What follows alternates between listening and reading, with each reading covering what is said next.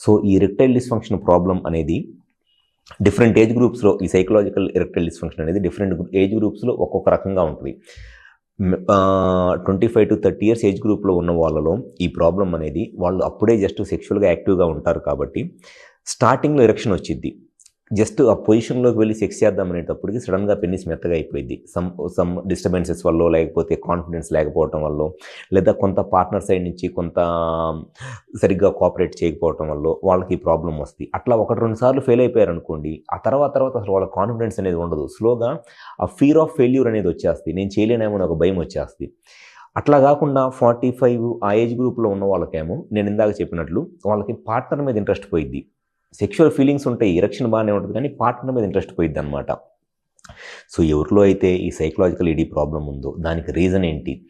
మీకు ఈ ప్రాబ్లం రావడానికి మీకు సెక్షువల్గా కాన్ఫిడెన్స్ లేదా, లేకపోతే మీ పార్ట్నర్ మీకు అట్రాక్టివ్గా అనిపించట్లేదా, లేకపోతే మీకు స్ట్రెస్, యాంగ్జైటీ లాంటి సైకలాజికల్ రీజన్స్ వల్ల మీకు ఎరెక్షన్ ప్రాబ్లం వస్తుందా?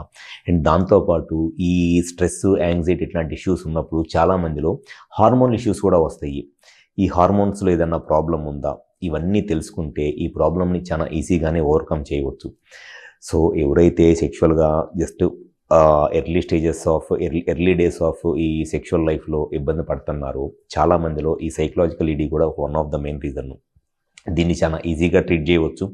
సింపుల్గా హార్మోన్స్ ఎలా ఉన్నాయి, పెన్నిస్కి సంబంధించిన బ్లడ్ ఫ్లో ఎలా ఉంది, మజిల్ ఎలా ఉందని చెక్ చేసి అన్నీ కనుక బాగానే ఉండి జస్ట్ మనం పేషెంట్తో ఒక 10-15 మినిట్స్ మాట్లాడితే వాళ్ళు చెప్పే దాన్ని బట్టే మనకు ఆల్మోస్ట్ అర్థమైపోయింది వాళ్ళకి అసలు ఎరెక్టైల్ డిస్ఫంక్షన్ ప్రాబ్లం దేనివల్ల ఉంది అనేది.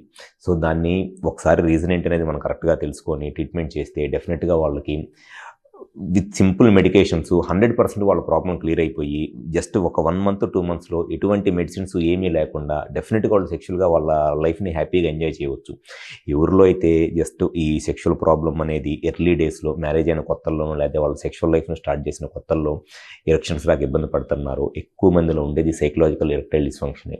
సో ఈ ప్రాబ్లంతో కనుక మీరు ఎరెక్టైల్ డిస్ఫంక్షన్తో ఇబ్బంది పడతా, మీకు దాని కరెక్ట్గా రీజన్ ఏంటి, అది సైకలాజికల్లా, లేకపోతే పెన్నిస్కి బ్లడ్ ఫ్లో సరిగ్గా రాకపోవడం వల్ల ఆర్టీరియోజెనిక్ ఈడియా, లేకపోతే వీనస్ ఇన్సఫిషియన్సీ అంటే పెన్నిస్కి బ్లడ్ సప్లై వస్తా ఆ బ్లడ్ అనేది పెన్నిస్లో ఉండకుండా లీక్ అయిపోవడం వల్ల ఎరెక్షన్ ప్రాబ్లం వస్తుందా, లేకపోతే న్యూరోజెనిక్ అంటే పెన్నిస్కి సంబంధించిన నరాల్లో ఇబ్బంది వల్ల ఈ ప్రాబ్లం వస్తుందా, హార్మోన్ ప్రాబ్లమ్స్ వల్ల వస్తుందా అనేది కరెక్ట్గా తెలుసుకొని ట్రీట్మెంట్ చేసినట్లయితే సెక్షువల్గా ఏ సమస్యలైనా మనం ఈజీగానే ట్రీట్ చేయవచ్చు.